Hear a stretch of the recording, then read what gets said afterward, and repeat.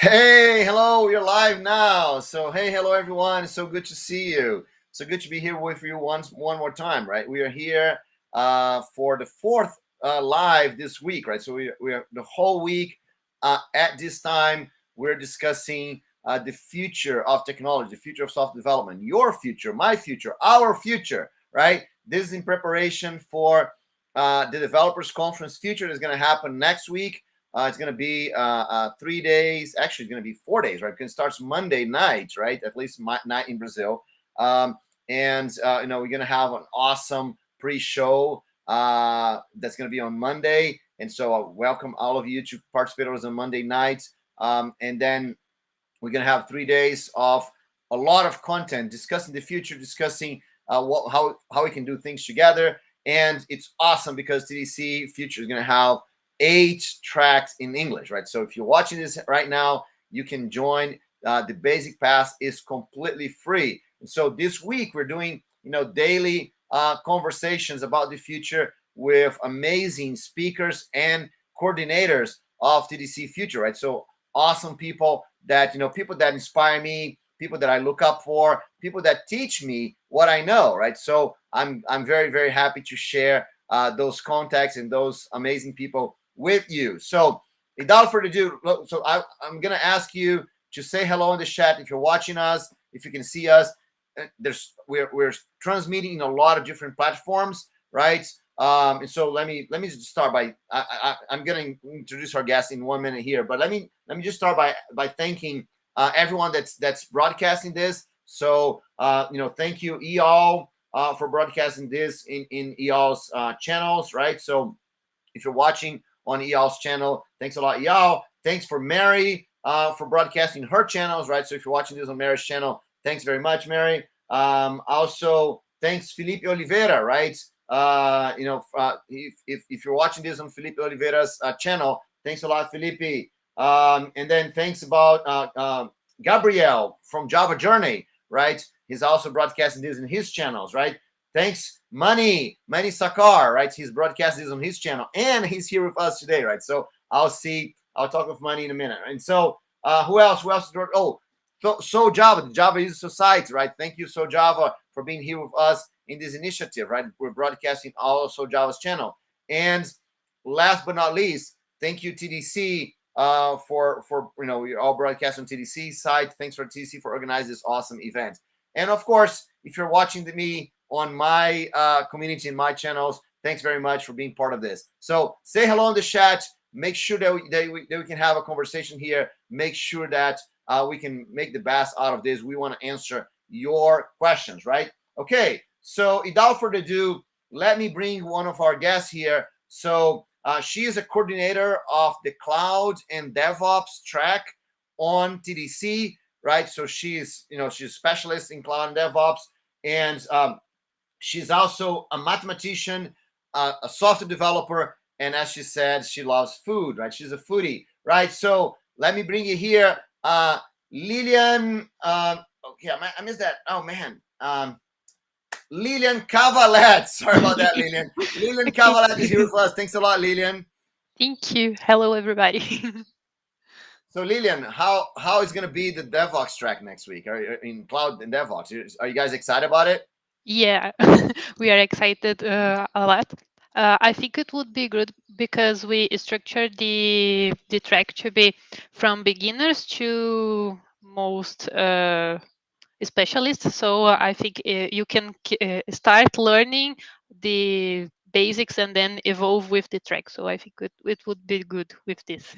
Awesome. That's awesome. Let's talk more about this, right? Because we can't talk about the future of software development without talking about cloud, right? Cloud is kind of Yeah, meshed with it's the anything we're future. in the future. Yeah. All right. Awesome. Okay. So he has been a guest here on this conversation from the very beginning because he opened this conversation on Monday when he talked about the future of Java. And he is the coordinator of the London Java community, and he's also coordinating the artificial intelligence track on TDC. So let's bring here Mani Sarkar. Hey, Mani, how are you doing, man? Hey, good. I'm doing great. How are you? Nice to be with you again here. This is my fifth day probably, but I skipped one day in the week earlier. So Right. yeah, I'm really excited to be here, and thank you for putting the time together and organizing this. An hour of your time every day is it means a lot, and you're also bringing very good quality content to everybody. So I'm Thank really you. happy about this. You Yeah. guys are bringing the content, not me. So that's awesome. And money, I'm very happy that you're here for several of those lives, right? Because especially because we can't talk about the future of software development if we don't talk about artificial intelligence, right? Yeah, absolutely, absolutely. I mean, artificial intelligence has been the future for all this while, and hence it is now in the present. And Yes, it's not just the future; it's in the present as well. So that's we awesome. can discount that. And yeah, with that, I will do a little bit of a plug. So I'm going to share the link to the track on TDC. I've just Hmm. shared it with you. If you don't Cool. mind sharing it with the guests, because we've got a whole number of talks, and this time most of the speakers are from Brazil, which is great because the last time we had a mix of speakers, less from Brazil and more from the international track. But this time, most of the speakers or all of the speakers are from Brazil, and we have a roundtable. Well, we don't call it a roundtable, but more like a panel I know, right? Yeah. session. And it's a mixed group, and that'll be interesting as well. So I invite everyone to come and join us, and of course you're going to be there, Bruno, to help us kick off that track as well. So yeah, I'm looking towards the exciting week that is to come next week. Of course, starting off with TDC Future itself, and then each of the tracks. Okay. All right. So I just got I'm gonna ask you to just kind of say something right now because I just got a message here on my side that my page is frozen, and so I know you can hear me, but everything else is frozen here. So I'm gonna reload the page, and I'll be right back in 30 seconds. Right. So let me start by asking one question here, so you can start asking this. So let me kind of I'm just gonna remove my camera here from this so I can reload the page. So Lillian, can you talk a little bit about, talk about in terms of future of development? Can you talk a little bit about how cloud can really help us think about the future? Yeah, sure. Uh, I think cloud is actually already on our daily basis is present, but I think we will be evolving for a cloud that would have more tools for us to rely on. For example, nowadays here in Brazil we have open banking, and then we will be having open insurance and open finance. So I think that cloud now will not be just a tool for us to deploy things there and rely on this new infrastructure, but there will be other things that we could use there to be more productive. So I think that in the future, the cloud will be more like uh, would have more software development within the cloud than only we developing software and then deploying to the cloud. So I think that we will have this merge of software development and the cloud. That's awesome. That's awesome. And Manny, just to kickstart the questions here. So same question for you, right? So you're thinking about artificial intelligence. Do you think artificial intelligence will have a, some kind of impact on software development itself? So absolutely, because when just yesterday I was thinking about I'm going to be talking to Bruno today, and what am I going to say with future and software development? And like I was thinking, AI is actually helping boost software development even further because if GitHub has launched this project called Copilot. I'm going to share that link with you. And Lillian is already waving her head, so she knows about it. Bruno, you will know about it the moment you click on it. I mean, the idea behind Copilot is you have an AI assistant who's helping you write code.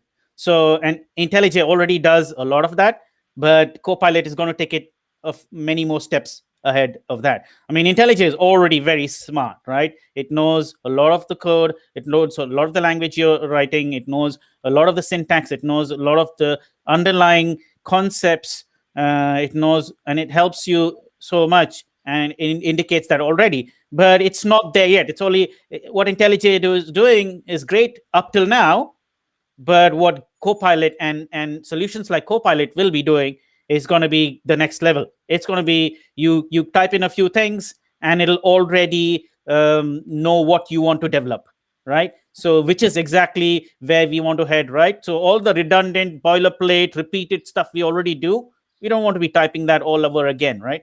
And if at all we can generate tests for them automatically, that's even great, right? So we can then focus more on very specific things that the computer cannot envision, because it's domain specific. It needs expertise, it needs years of experience, it needs lots of specific knowledge that is too expensive to give to the computer to come out with an answer for. Whereas we use the computer as an assistant, so it's AI augmented or AI assisted programming, which where we are putting off a load of the things that the AI or the computer is good at, remembering, merging huge chunks of data and parsing through whole chunks of data, which our minds are not capable of doing, right? We can't handle petabytes and multiple petabytes of data just like the computer can do in the split second that it does it in. But at the same time, it can do very creative things that we can do. So now we're actually splitting the workload between the computer and ourselves, and the creative part stays with us, and all the number crunching and the scaling and the load and heavy stuff goes to the computer. Awesome. So Copilot is one such project, and in fact there are many more. I have actually listed a number of those. There's another link I will share. It's called ML on Code. That's machine learning on code. There's a whole lot of companies that have invested their time and money in. I'm going to re-share that link because it's a shorter link I will share. The newer link as I shared is a better one. So ML on Code is actually doing is machine learning and analyzing the code you've written. And just like you create a pull request and your developers will give you feedback, your fellow developers or developers in the open source community will give you feedback on, hey, Bruno, you missed out this whole thing that we want to develop. Oh, your lines don't make sense, or there are semicolons missing. I mean, all those things are great, but a computer would do that a lot more consistently. There wouldn't be any bias. Every developer will review your code differently, right? Depending on their expertise. But if you have a central code review machine that will review every piece of code exactly the same way consistently, and it learn from every piece of code it has analyzed and become smarter, right? Just like a human being would, but a lot more quantitatively smarter, as opposed to a human being, because a human being could have a bad day and that intelligence is now taking two steps down. And so that's also where things are going to be developing in terms of software development, right? So you write a piece of code and the computer will analyze it and tell you exactly what are the good things about it, what are not good things about it, where you can make the improvements, and it do it in a very constructive, productive way. And it'll do it consistently with everybody, and the computer doesn't get tired, right? You add more CPU and RAM and hard drive and network bandwidth, it'll work only faster, right? You can't do that to a human being. Right. If a human being has a bad day, it's a bad day, right? Cannot write good code on a bad day. So that's where we kind of are heading. So basically, human assisted AI is where we are heading, and human assisted AI in software development. That's right. Awesome, man. That's great. So let me just kind of quickly say hello here.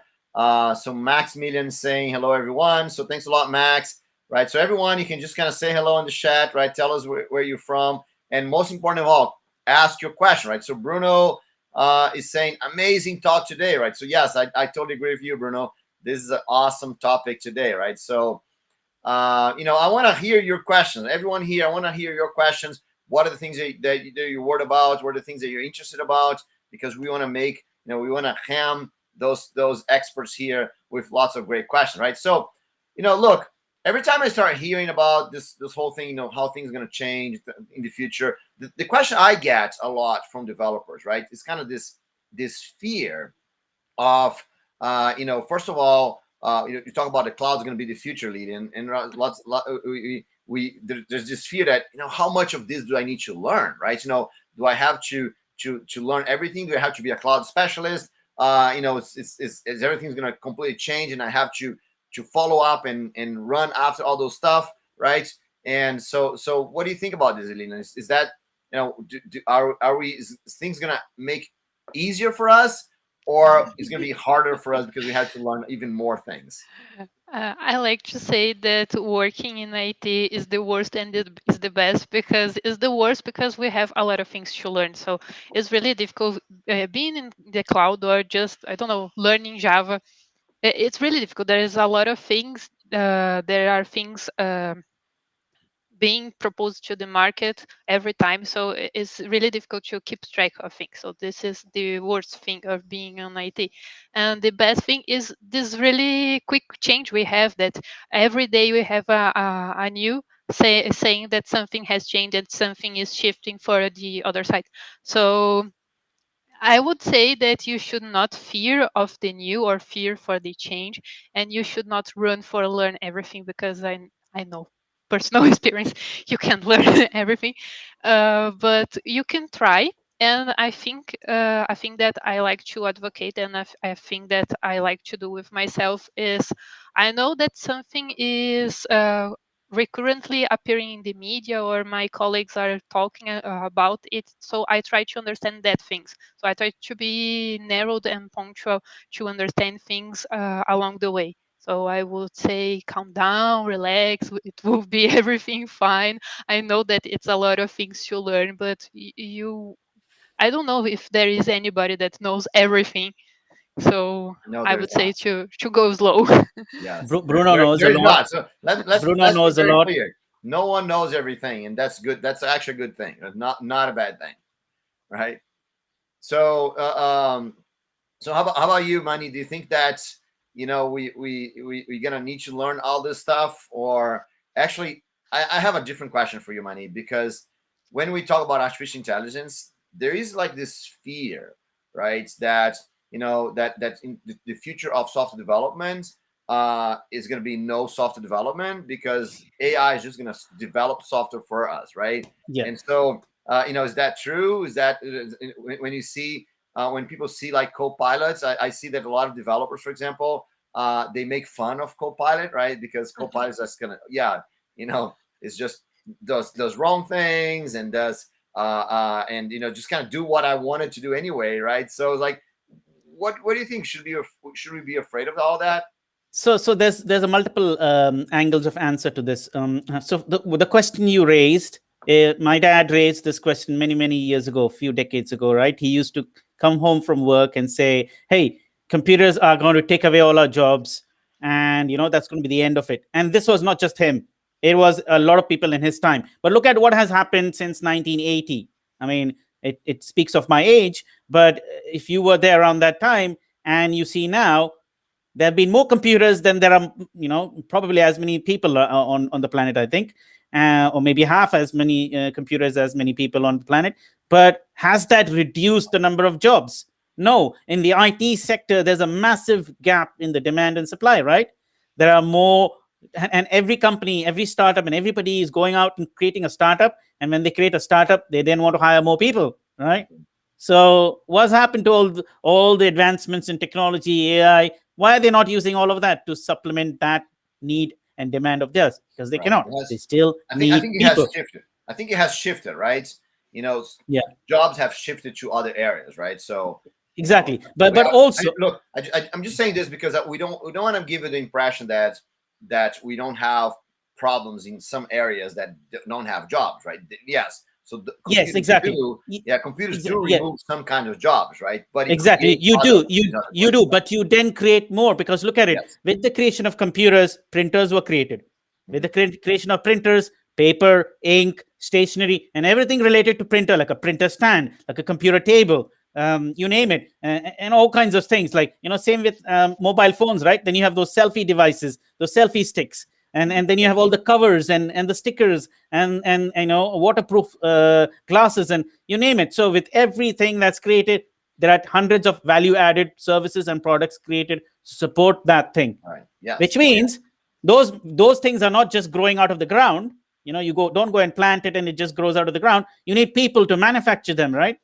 You need people all the way from engineers to the last person who delivers it to your door, isn't it? The courier person, or if it's a company that only uses their employees to manufacture it and package it and deliver it.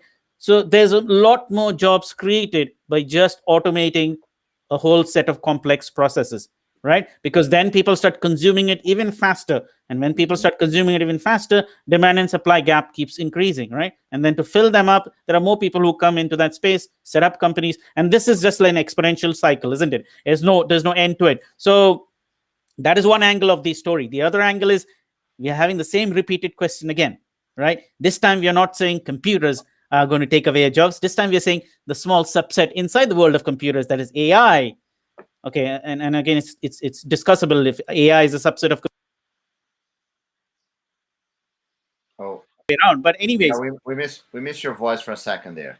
yeah. Well, what I was saying is that the question has now shifted from computers taking away our job to AI taking away our job. And I will give you the same answer and the same perspective as I said for computers taking away a job. Because AI is going to automate all the redundant, boring, boilerplate, repeated, error-prone processes.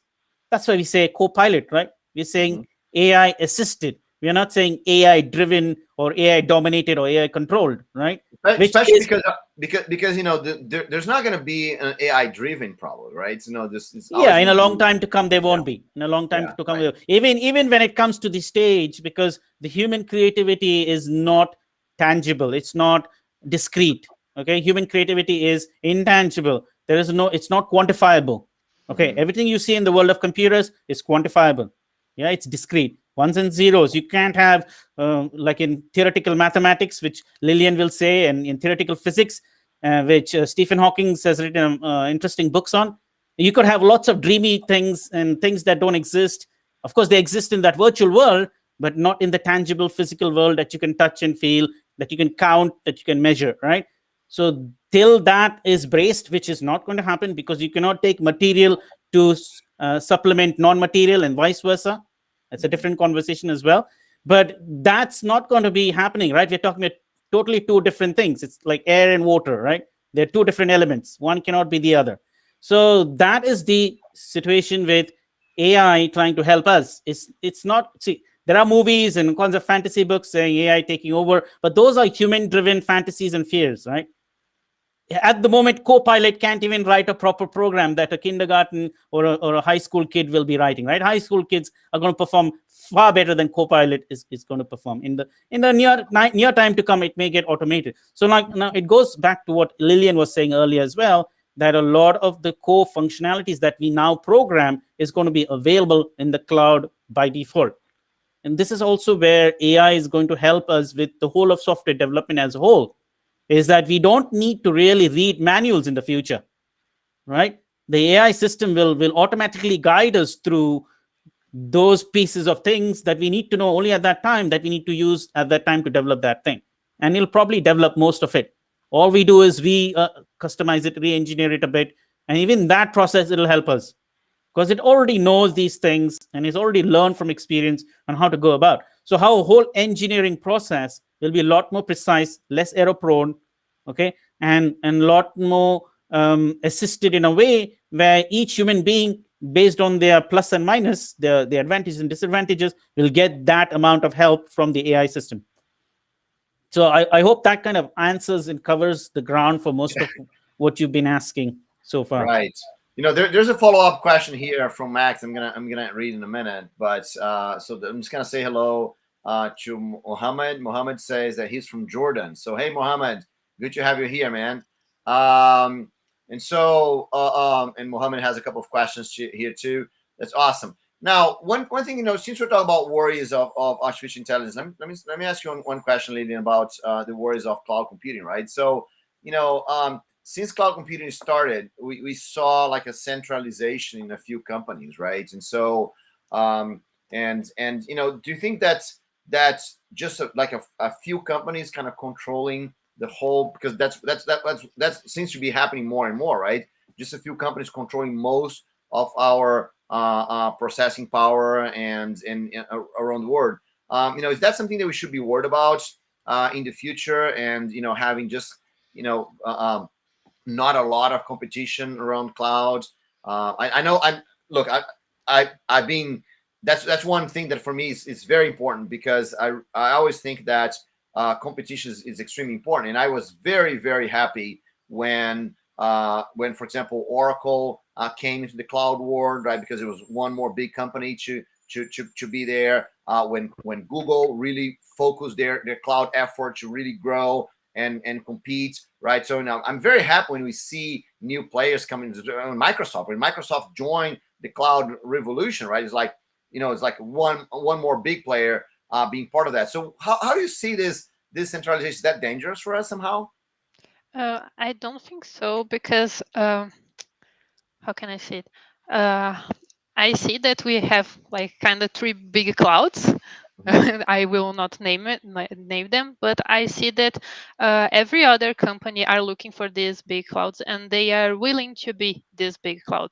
So I think the goals for every little company in the whole world is to be one of them. So I don't see it's a problem, because I think in the near future, some of these companies that start small or even are startups, and they can evolve to achieve a level of this big cloud company. So I don't see the problem of a lack of competition, but maybe we will have some blind spots where everybody will go to solve this problem and kind of forget the other one. So maybe we will not have a great solution for a problem, but we will have many for another one. So maybe this would be the next problem.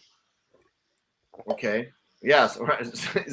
It's like that. What was that saying from? I think it was from Einstein, right? That you can't solve the problem at the same level of thinking that you had when you created the problem to begin with, right? So yeah. So every time we come with a new solution, there comes a new problem, right? And I think there's a question here from Max, right? And it's like a segue when you're talking about Lydia. We're talking about not being able to learn everything. He says, maybe the question should be what I don't need to learn, right? And then he clarifies saying, what technology I don't need to learn right now, right? So I know there's a lot more things that we don't need to learn than things that we need to learn, right? So is there anything that's maybe it's too early or is already past that we shouldn't be focused on right now? What do you think in terms of cloud or software development in general? I mean, we probably don't Difficult need to learn. question. Yeah, we probably don't need to learn waterfall development anymore, do we?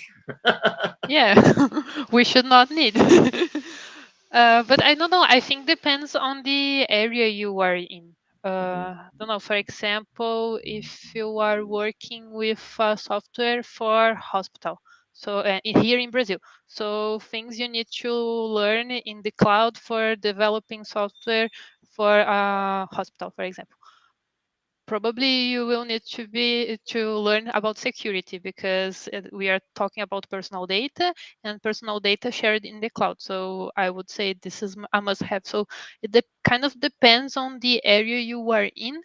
But now thinking about what we shouldn't learn in this case, uh, I don't know. I only can think on the priorities. This is really hard.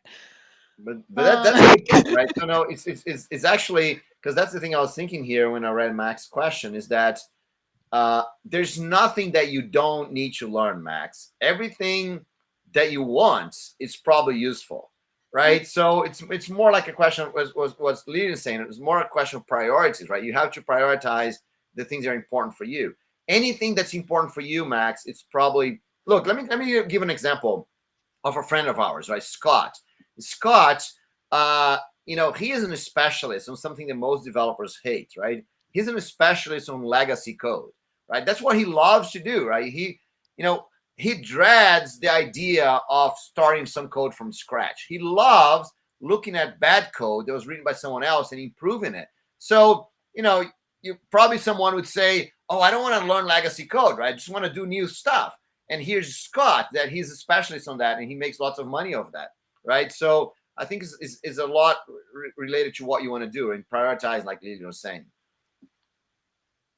Yeah, I think between the two of you, you've answered the question fully. In fact, Lillian, in fact, even answered it better by saying, "I really don't know at the moment what you should not learn." Itself shows that there isn't, and you answered this further, that there isn't nothing that you cannot learn, because thing that you think you don't want to learn now, exists in the ecosystem, and you need to go and change it. And if you don't know it, and you haven't learned it, and you said you didn't want to learn it because you want to learn all the new shiny things, then when you're given a lot of that to change and bring them to the modern world, you can't, right? Because you need to first learn the other that is traditional and old to transform into the new. The other part of it here is, if you go by the approach that learn only what you need to know, then you will not ask the question, what I don't need to learn. Because if you're working on a problem solution based methodology, which something you were talking about yesterday, focus on solving the problem, right? So when you focus on solving the problem, you'll never ask the question, what do I not need to do? No, what do I need to do? The simplest way to get to the solution to this problem in the first iteration. What do I now need to do to make this solution slightly better? Second iteration. And you keep learning as the iteration goes. And you stop at certain iteration, right? You just don't go endlessly. So you need to also learn, learn how to start, to increment yourself, and stop yourself at the right time. So that is also learning. But then whilst doing that, you're improving the solution, and then you've only learned and touched those areas of the technological stack or tech stack or whatever you want to call it that was relevant to solving that problem. But now you've learned a whole lot of stuff you may not use for another problem solving solution. But there's always an overlap somewhere, right? The cross-cutting concerns we'll never know. They'll always keep getting broader, deeper, wider, right? But the cross-cutting concerns are random, and the needs are also going to be, some people will need this combination of technology, some people will need some other combination. But if you know some groups of them in random patches, you know the principle of how to solve problems. And then you don't need to worry about, do I need to learn this, need to learn that? No, you spend 10 minutes with the manual. You say, oh, I've already done this before in C++. And in Java, it doesn't need to be done at all because it's already managed by the virtual machine and by the compiler and by the language itself. I just need to replace it with a few lines of code and we are done. Right? The JVM will take care of it. The compiler will take care of it. IntelliJ will take care of the rest of it. So that's the idea of going about doing things.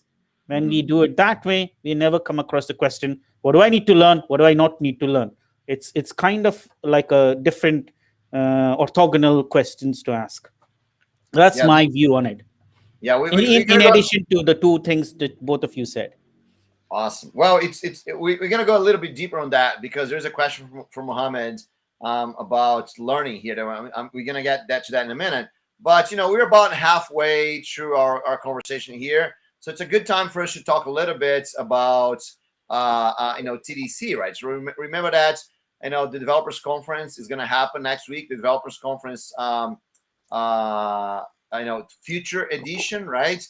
So, and I want to invite you. So I'm putting the link right there in the corner, ddevconf.com. So if you go there, you're gonna see this page here because look, what I want to do here is just gonna walk you through because you can join us on TDC for free, right? The basic pass is completely free and it's gonna give you all kinds of awesome content, right? So if you go here to ddevconf.com, you're gonna see all the three events that already realized it, right? And so the next one is TDC Future, the last one for the year, 3rd of November to 2nd of December. So it's gonna be Tuesday, Wednesday, and Thursday next week. Remember, we're gonna have an awesome presentation on Monday night, right, to start the event, right? So you click here on TDC Future, and then you're gonna get to this page, right? I want to show you this because this page, as you can see, because my browser is configured for English, you're going to see that everything's localized. But in reality, if you click on this button here, it's going to take you to a page that's going to be in Portuguese, right? So what I want to show you here is that, first of all, we're going to have an awesome pre-show on Monday nights, right? Monday night, Mary Anton Popendiak is going to talk to us about the future of technology. So that's going to be awesome, right? So don't miss that. But just kind of scroll down a little bit here. You're gonna see here the Connect Pass tracks. Those are all the English tracks, right? So you have 8 tracks fully in English. You keep scrolling down a little bit more, and then what you're gonna see here this orange button, Register Now International. That's where you have to go, right? Come here, Register Now International. Click on that button, and that's gonna take you to the page for registering.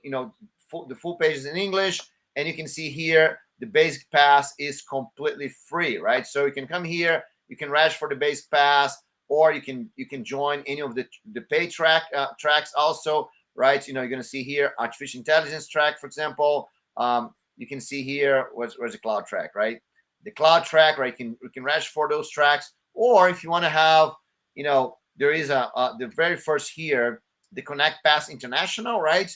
For for how much you would pay for 2 tracks, you can get all tracks at once, right? So it's a good deal. But you can just register for the basic pass for free. Just do that and join us on the amazing event that's going to be next week, right? So one more time, the URL is right here in the corner, ddefconf.com. So do this right now and don't forget, right? Because that's going to be an awesome event. Okay, so let me get back here and let's talk a little bit more about learning, right? Because there's a great question here from Mohammed, and Mohammed says, it is normal that it takes a while for me to master a new feature, right? And that is an awesome question. For it's normal that it takes me a while for me to learn cloud, for example, Lillian, or or am I stupid developer if I don't learn cloud immediately?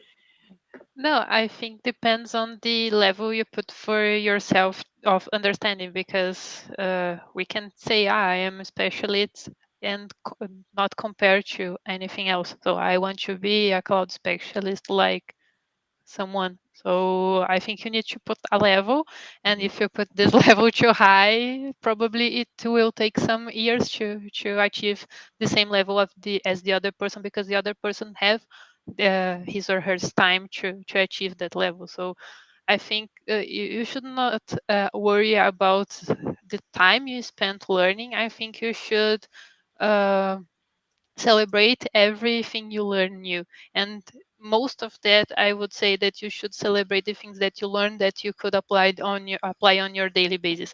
So for me, it's much more it makes me more happier to learn things that I can apply on my job than learn things just for learn, because I know that if I studied this today and I will need this in a couple of years, probably I would need to study it again, because I probably didn't remember anything or just knew the summary of the thing. So I would say that you should uh, view your expectation with yourself and try to do baby steps of learning. And of course, you should have a goal to be a master of something in the cloud, but don't charge yourself with this these studies and to be an expert overnight. Yes, that's awesome. That's an awesome point. And there's one thing that I've heard some time ago that I love is that you should not compare yourself to where someone else is today, right? If I compare myself where Manny is today, right, or if I compare myself where Lillian is today, I'm probably going to be feel terrible, right? But you should compare yourself to how were you yesterday, right? How to yourself yesterday. If I'm better than I was yesterday, you're in the right direction. You're moving forward. Don't try to keep comparing yourself. You don't know their stories. You don't know that. You don't know what they do. Just because you see some people here on the internet saying something, you have no idea of what is reality, right? You don't know how much they actually know. You don't know how much their questions and their doubts, right? We had a great discussion yesterday. We have like a little mastermind group, so we had that discussion yesterday with some friends, and one of them said, oh, you know what, guys, I just want to share with you how bad my life is, how bad my brain is, and I think I'm a terrible person. And so he said some things, right? And then everyone around was like, oh, you have no idea. So let me tell you my side, right? And so, a lot of times we look at other people, we think, oh, Manny is amazing. Lillian is like awesome. And you don't know what they're going through, right? You don't know what problems they have. You don't know what they don't know, right? Maybe they know a little bit of this and you think that they know everything about everything else, but they only know that, right? And so, yeah, don't compare yourself to other people, because that's a terrible way to live. Yeah, I mean, I couldn't agree with you anymore on that, because it's different context as well, right? We were talking about this yesterday. The context is different when you're talking about different things, and your context of where you are is different from where I am, and is where Lillian is, and where everybody else is, right? You can't. It's like apples and pears, right? The texture is different, shape is different, and the way they are grown is different, and they've gone through different processes and evolution, right? So yeah, absolutely right. So I mean, and also coming back to the question Muhammad asked, is it normal to take that it takes a while for him to learn something? Now, I actually shared a couple of links here. One of the things, the way to learn something is deliberate practice. And deliberate practice also brings to the idea of the 10,000 hours rule. Now, that can be a stretch because depends. Like if you want to learn a feature in a programming language, you don't need to spend 10,000 hours to do that. But you need to do some deliberate practice where you're applying that feature in some problem solving situation where you then understand how that feature is solving a problem and how it can be used. The more you use that feature in different ways, the more you understand the different facets of that feature. And then all the neighboring features become normal because that's how our brain works, right? A brain does a lot of deduction and association on the fly, but you need to know how to give it that information. And the way to give that information is to deliberate practice. Through deliberate practice, you build muscle memory. And that happens over a long period of time. Now, long period of time can be hours and hours in a day, or 1 hour of focused practice, or a few hours of focused practice, or lots of small hours of focused practice over long periods of time, maybe a week, maybe a month, maybe several months, and maybe years. And that's where the 10,000 hours develop. Like, how does a musician become so good at what they play? Because they practice every day on a continuous trend for a long period of time. And oh, I'm actually much better today than I used to. And we can say the same thing with our field as well, right? I mean, I am much better now what I am doing than I was a couple of years ago doing the same things. And and maybe a decade ago doing what I'm doing, and maybe 2 decades ago when I just started doing what I'm doing, right? So that's because I had 20,000 hours or 30,000 hours or 15,000 hours spent on doing this on a regular basis, almost the same thing, but maybe different things in different ways. And I've learned the ways around how something works, which, it doesn't happen in the initial moment and maybe not even the first couple of months. And hence you get the feeling, oh, it's taking a long time for me to understand this. But the brain is constantly calculating and deducing and associating. It just needs more deliberate practice. Yes, yeah, deliberate practice is amazing, right? So that's one thing that you guys really should take a look, right? Because Ali's saying hi everyone. Yes, it's great stuff here. Thank you. So that's great, right? So so thanks a lot, Ali. Right, so I'm just gonna put Ali's here comments, right? So yes, thanks a lot, Ali, because I agree, right? So it's awesome things, and deliberate practice is an amazing, important thing for sure, right? Actually, I do have a book and training, right, that teach you deliberate practice, right? So you can do that.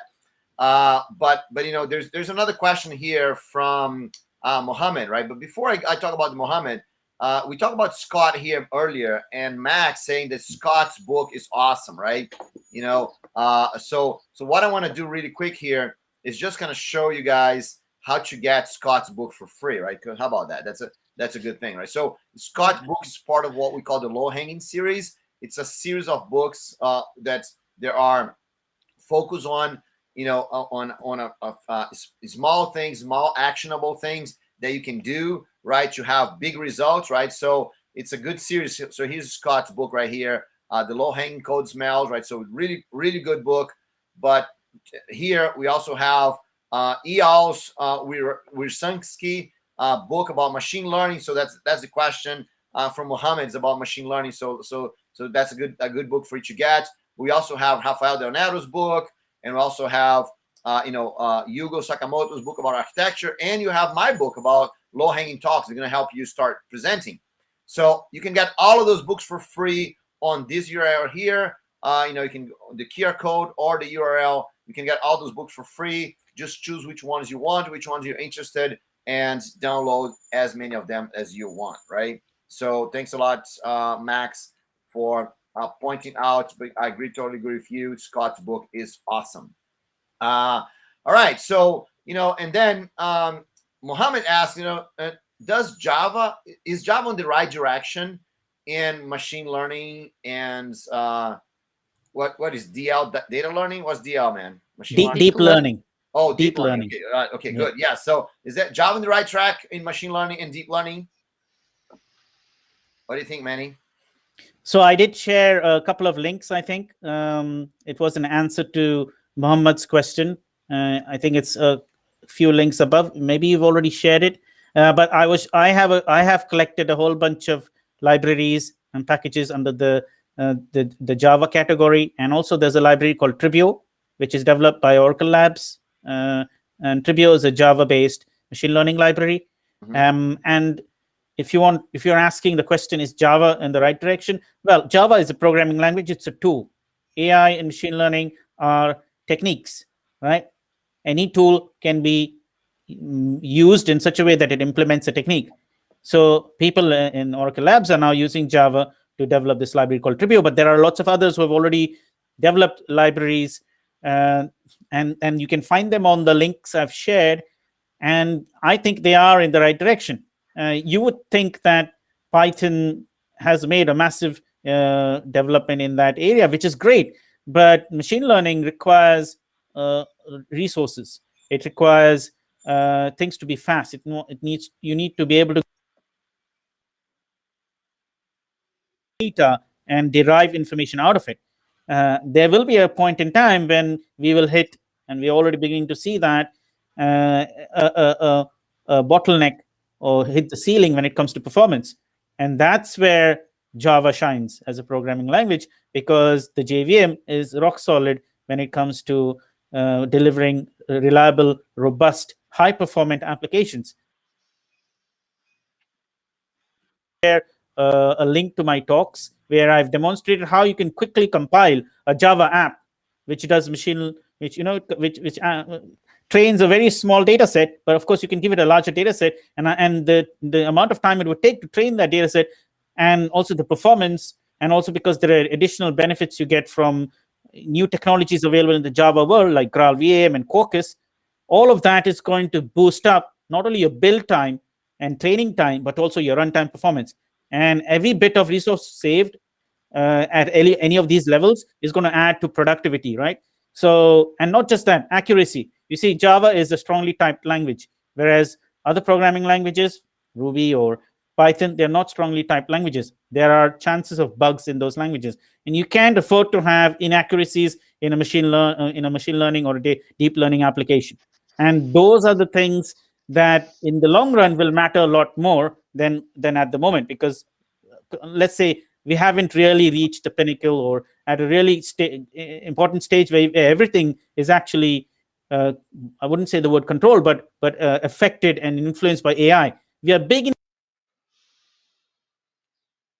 of our lives and in our software development process, right? But when there will be a time when everything is dependent on AI solutions, performance, accuracy, all of these will be really, really necessary. You can't afford to, you can't get it from languages where it is not built up on the basis of reliability, robustness, resilience, performance, correctness, all those things. And Java is one such programming language that delivers all of that out of the box with 26 plus years of the work that's been going on with it, both from Oracle and the other open source community members. So if that lengthy answer convinces you, then I hope you get my point. But awesome. The links and the demo, which I'm going to share in a second, will already tell you, give you the answer in a pragmatic sense, in a more imperative sense.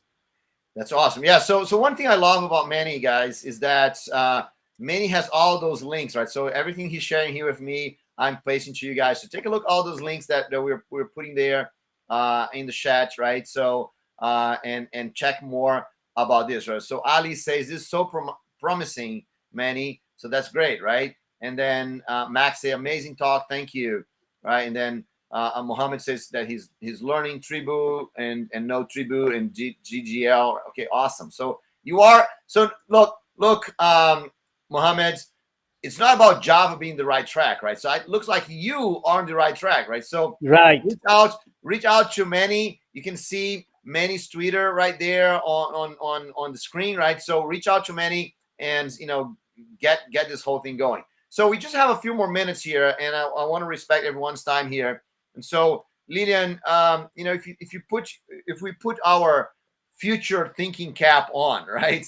So, Lilian, what do you think that we should be in terms of software development in the future, right?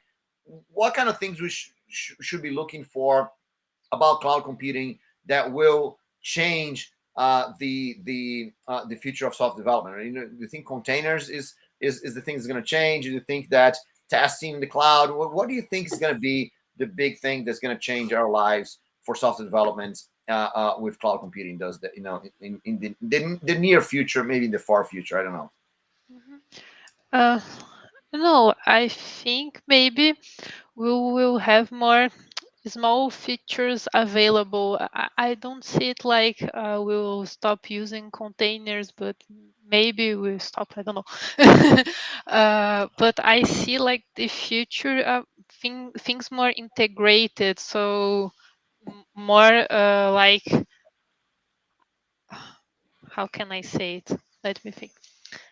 Yeah, why are you thinking? Why are you thinking there? Just ignore me for a minute, because Mohammed just said here, sorry for asking a lot of questions. No, we want you to ask lots of questions, Mohammed, right? So don't worry too much. We want lots of questions. That's exactly what we want. Congratulations for doing this.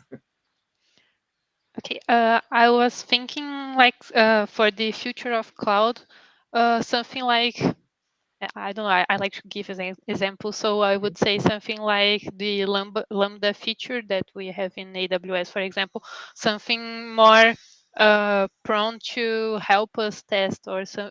I know that we can develop these features now, but I think for the future of the cloud is have this built in. So I would say that we will find this type of features inside, and I think this is the near future.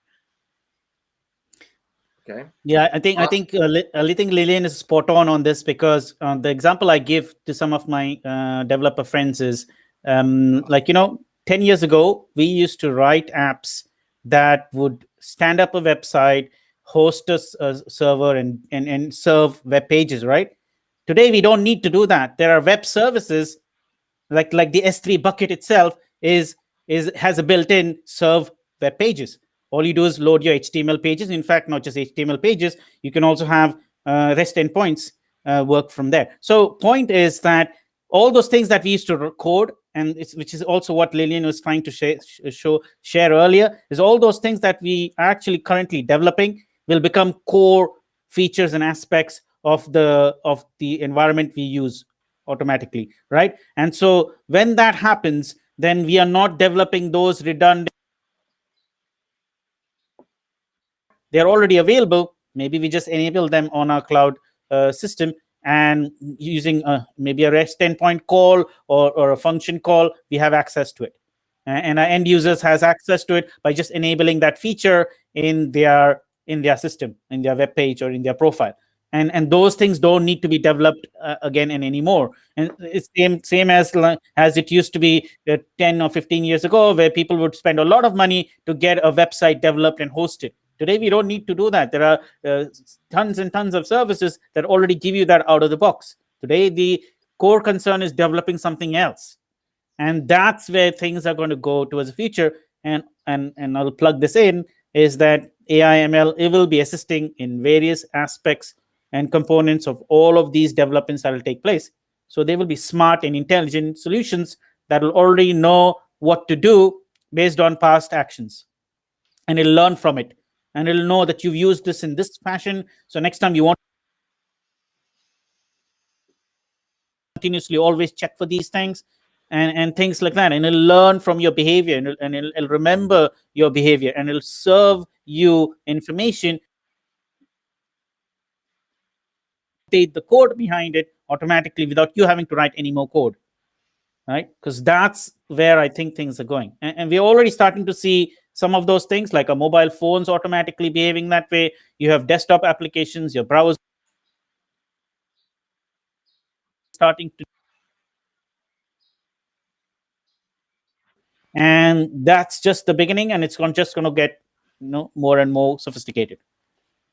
Okay, that's awesome, man. That's really, really cool. Okay, so so we have just a couple of more minutes here, and I want you guys to say a nice goodbye for everyone. But before I do that, let me quickly just invite everyone to join us on TDC. Right, I already talked about this, but I think it's really important for us to to have a chance, right? Because look, Lilian and Manny will be at the event next week, right? So they're going to be running. Manny's going to be running the artificial intelligence track.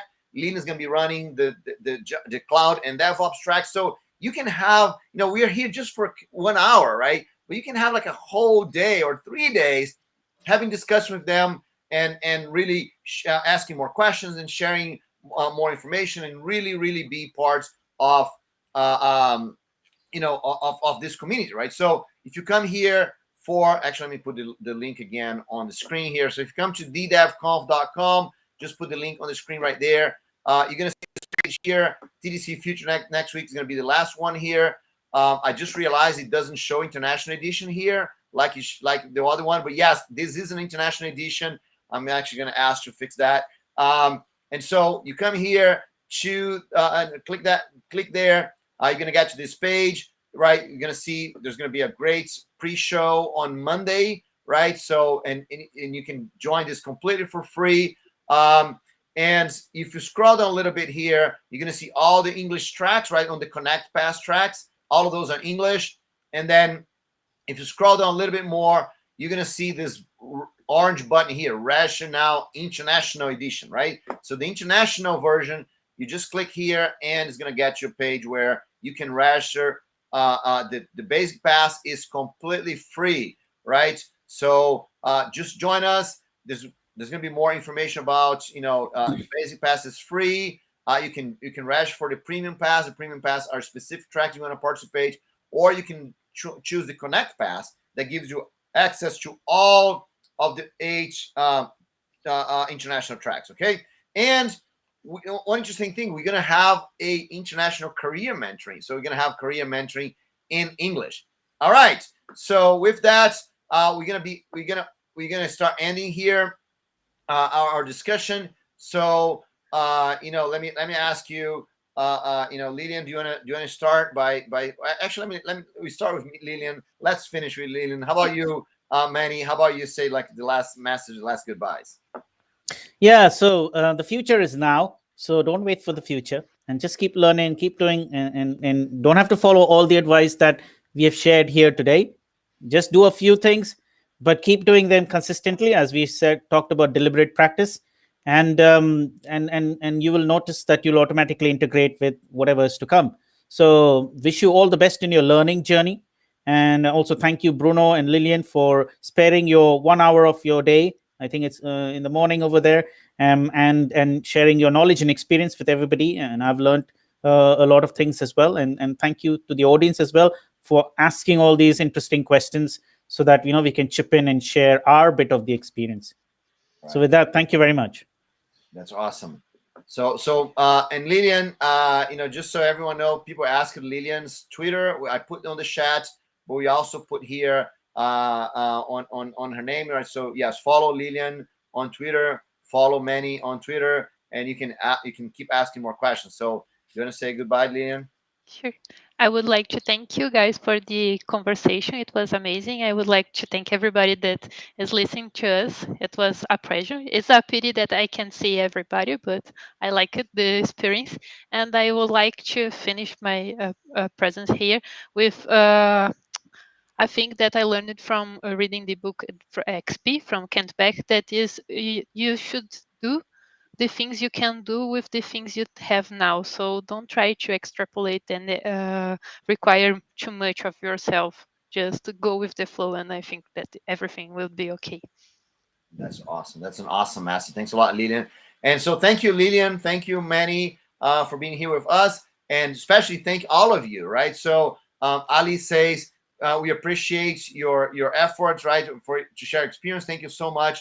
I just cannot thank you enough, and neither can I thank you enough. A good friend of mine, Ed Shianaga, said the other day, I'm not sure exactly what, He said the source, but I don't remember. He said the other day that the most precious thing you can give someone is your time. And so I love these live things because each one of us here, we're giving our time for you, but you are giving your time for us, right? So that's a great sharing experience. Thank you very much, everyone. Thanks again, Lydian and Manny, for being here. And look, we have one more live tomorrow at the same time. And tomorrow we're going to talk about the future of work, right? So what can we do to work better in the future? So thanks, everyone. Awesome to have you here. Thanks a lot. Bye. Thank you. Bye bye. Okay, thank you. Bye.